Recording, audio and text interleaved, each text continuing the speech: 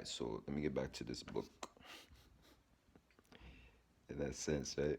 All right, so let me see where we at.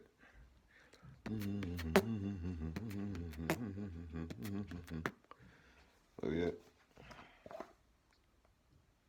All right, so back to this, the structure, structure, basic structure of the basic structure of the figure, the profile, the five drawings shown. Explain the use of structure lines in drawing the profile view. In the profile view, the shape of the head is very important as it determines the width of the neck's width of the neck, which determines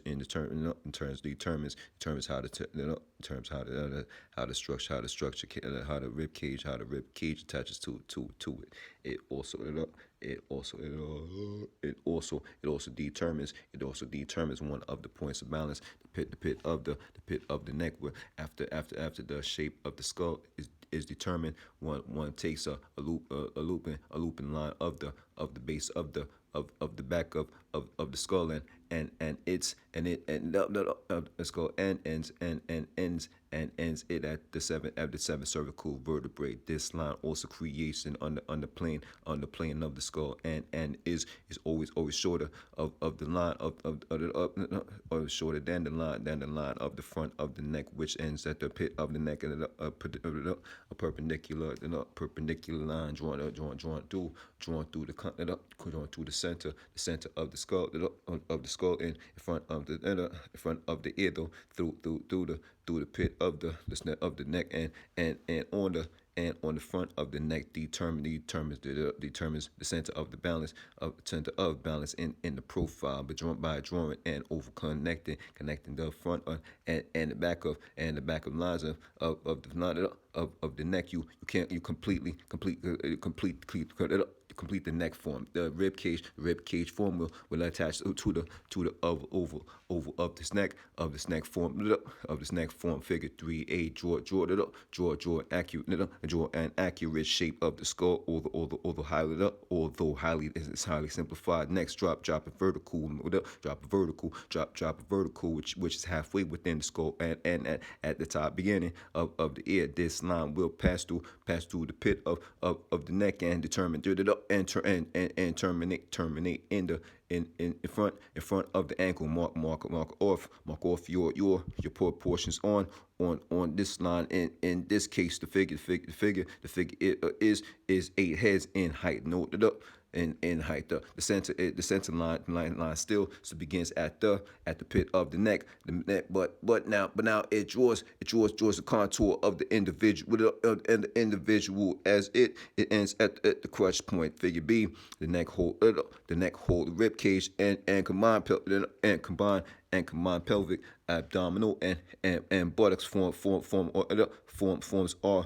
are added. Figure C. The leg must be properly related to the upper torso to accomplish this. This one always takes a line from the back of the rib, form across to the iliac crest, then out to front, out to the front of the leg, making tangent with the line of balance. The back of the leg is now added by looping a line from the front line from the bottom of the buttocks down to the width of the back of the ankle, form. Figure D. Flat scapular form is added to the rib cage form. The large forms of the leg and foot are added to the basic structure lines. Shown also is an armhole from which an arm from which an arm of many positions can be drawn. Figure E. The addition of a breast and arm is added in perfect profiling. The inner and outer lines of the arm will visually line up with the outer and inner in the lines of the neck. At least this is a good way to start. The bottom line of the breast should have a feeling that it goes around the rib cage towards the back end and the bottom of the scapula. Basic structure of the figure.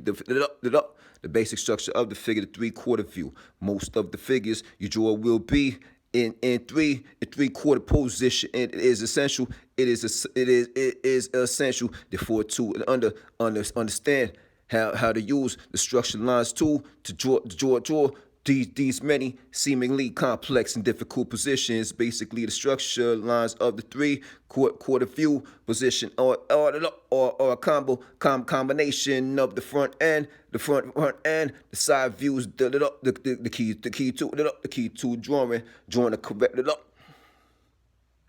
The key to drawing a correct three-quarter view depends on the proper placement of the center line, and the correct shape of the rib cage form, because this rib cage form is basically egg-shaped. Students have difficulty putting it into proper perspective. The drawings shown on the following pages help explain how one puts form in correct perspective. Essential for drawing the three-quarter view. The drawing shown on the foot. The drawings for let's say the drawings for the Figure 4 A B C D E F G H I J K.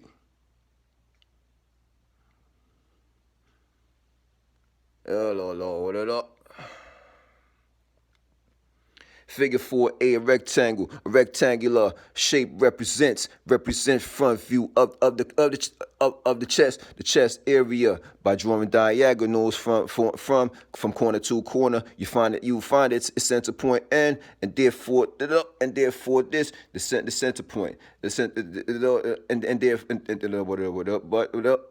drawing diagonals from corner to corner, you find the center points, and find the center point, and through this center point you draw the center line. B, C, for figure B and C as the rectangle goes into perspective. The center line moves its position still determined by drawing diagonals. Figure D and E sides of various widths or added, make it a box like shape. This box is now put into perspective, and a center line drawn in the usual way. The center line gives you the pit of the neck, where you may draw the neck where you may draw the neck hole. The rib cage form is now drawn to fill up the bottom fill up the box like shape. The rib cage form is now drawn to fill up the box like shape. Figure C, figure it up. Figure G, figure F, figure F, G, H, I, and J. These drawings show how the many different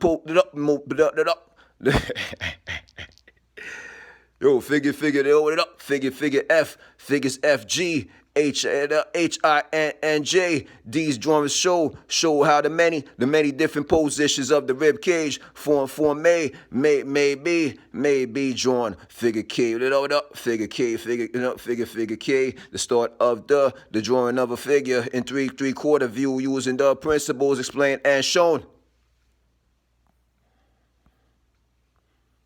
The figure figure 5 A B C.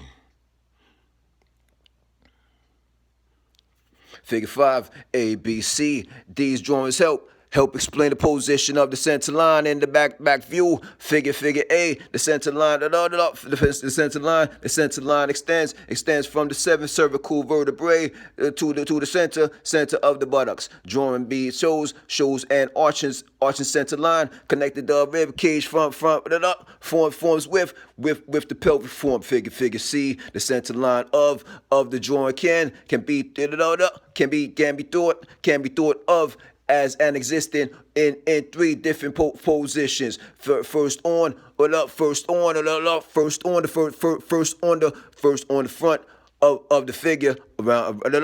First on the front of the figure, second as meted up, second as running through the center of the torso, and third on the back starting at the seventh cervical vertebrae. If you imagine this drawing turns towards you, so it is all If you imagine this drawing turn towards you, so it is all frontal. All three center lines would line up and appear as one. The method of construction. The 5 following steps explain how to draw the figure in 3/4 view. They should be followed as much as is possible. They should be followed as much as is possible in almost all cases in the order shown. Figure 6A. Figure 6A. I already know this order. I drew it in that perspective, step by step, in that sense, all together. So now for the verbal instructions. Figure 6A, one starts with a correct skull shape as its approximate position. Next, draw a center line around the skull and continue it to the pit of the neck. Draw lines to represent the front and the back of the neck, and connect them with an oval. This completes the neck form. Note how the back of the neck is shorter than the front of the neck. This is always the case. Continue the center line through the pit of the neck through the navel to the crutch. Figure B. Here you will have to do some visual estimating. First estimate how far the outside edge of the rib cage form is from the center line, and place a dot for the next dot. The next dot should be placed at the point of the flatness of the front plane ends and the side of the rib cage begins. This is usually at the point of the nipple of the pectoral muscle, pectoral muscle. Last place a dot at the outer edge of the rib cage form, the back. Figure C, connect the outside points with an oval going to the back of the base of the neck of the neck hole. The rib cage forms. The rib cage form is now complete. Draw a line through the base of the neck hole to the widest points of the shoulders. Figure D. This drawing shows lines drawn from the widest point of the shoulders to the crutch. The line form the point of the line form from the point of the left shoulder will pass through the point of the nipple of the pectoral. The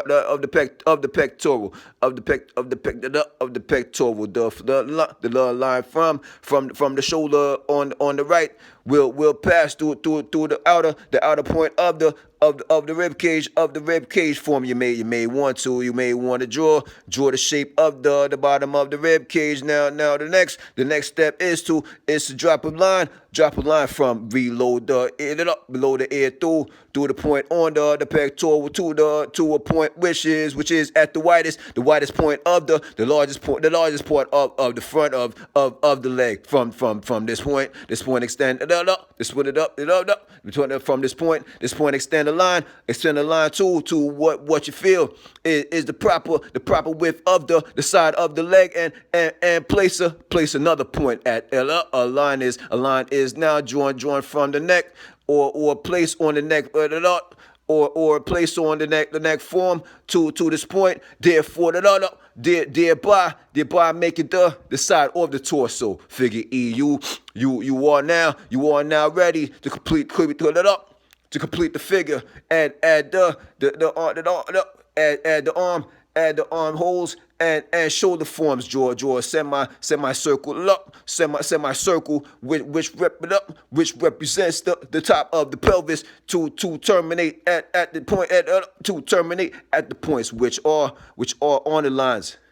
Which are on the lines, which were extended from the ear to the point of the width of the front of the leg. Diagonal lines coming from these points represent the sartorius muscle, which will extend downwards and wrap around the inside of the knee, shown here, or also or the forms of the upper legs inserted into the torso. Figure F. Going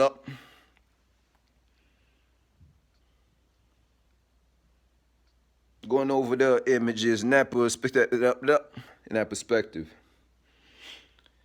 I've been over these images. I drew these images. Figure F. The drawing shows in the simplified way how the shading of the side plane conforms to all structured lines. Figure 7, A, B, C, D. These lines show how the center of the line, how the center line should follow the contour of the figure to help you better understand the form, to confirm the accurate placement of this line. You roll it up. You may want to drop a straight line from the pit of the neck to the crutch point. The angle of a straight line is easier to determine. Determine the angle of a straight line is easier to determine than one